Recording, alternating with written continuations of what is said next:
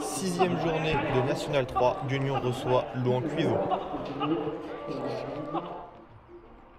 Gros choc en perspective entre le bœuf charolais et le poulet de Bresse.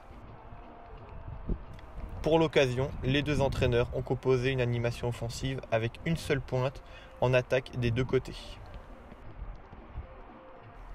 Guignon et Louhans font partie des deux meilleures défenses de ce championnat, avec seulement 2 petits buts encaissés en 5 matchs pour Johan Lapère et Étienne Métro.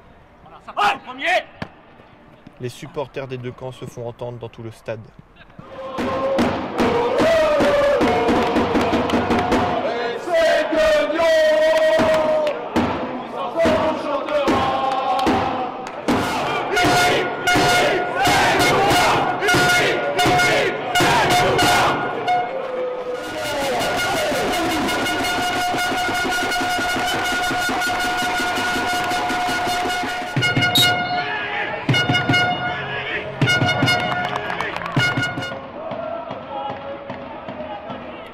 Louhans débute le mieux dans ce match, ils parviennent à avoir plusieurs occasions comme ce coup franc, mais les tentatives n'inquiéteront pas Lapère.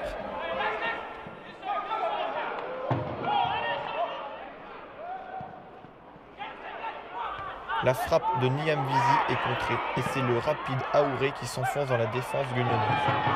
Banning le stop et récolte un carton jaune au passage.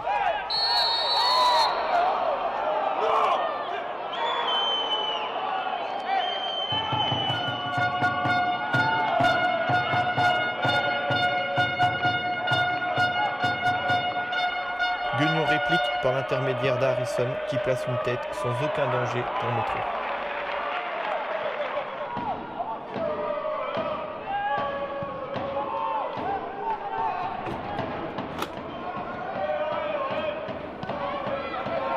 Louhans continue sa domination en première période, les Bressans combinent bien ensemble, mais plusieurs erreurs dans la dernière passe anéantissent les occasions.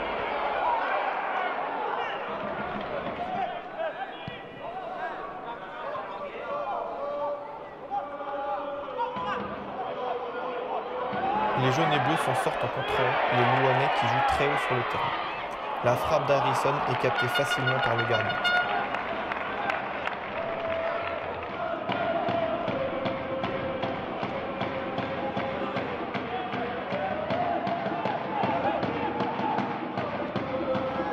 À la 45e minute, comme un symbole de cette première mi-temps, Louhans se procure une occasion qui sera avortée dans la dernière passe grâce au retour de Koumaré en défense.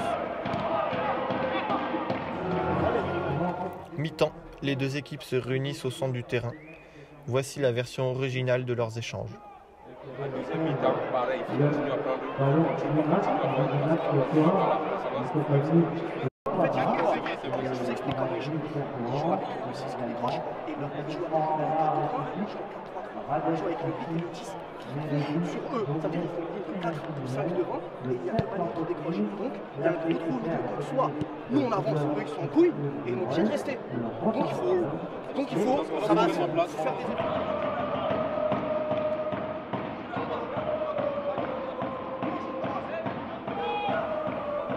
Au retour des vestiaires, Aubounet effectue un centre pour la tête de Aouré, mais celle-ci ne trouve pas le cadre de Lapère.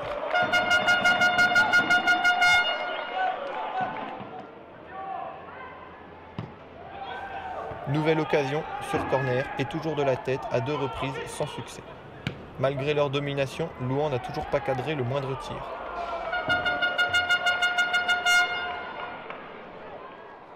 Sur ce centre à destination de Koumaré, les Guignonnais réclament une main d'Abdou.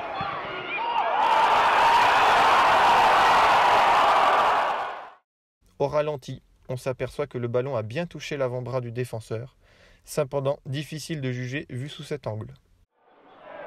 68e minute, Banning demande le changement. Il a ressenti une gêne au niveau du genou.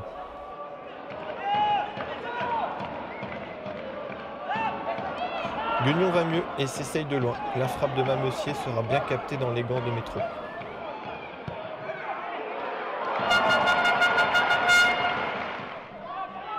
Premier tournant dans ce match, Crollet reçoit un deuxième carton jaune et doit rentrer au vestiaire sur une faute sur Niamvizi. Le FCG se retrouve à 11 contre 10, accentuant encore un peu leur domination de la seconde période. Or, ils n'en profiteront pas, le centre de Benamor sera bien capté par le gardien.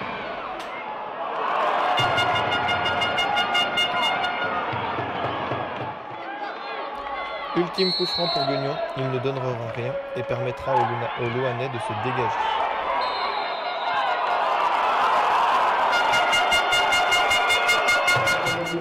Fin du match sur ce score de 0-0 dans ce derby. Ce sont les défenses qui auront été les grandes gagnantes au détriment du spectacle. Louhans récolte un bon point près à l'extérieur qui pourra coûter cher en fin de saison. Tandis que Guignon, malgré leur supériorité numérique, n'a pas réussi à trouver la faille en fin de match.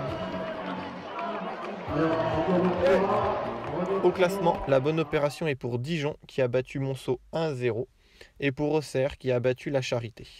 Louhans, Guignon et Monceau sont en embuscade. La prochaine journée pourrait rapporter des changements en tête de championnat, puisque Guignon reçoit la réserve du DFCO à Jean-Laville. Louhans accueillera la réserve de Sochaux au stade du Bram.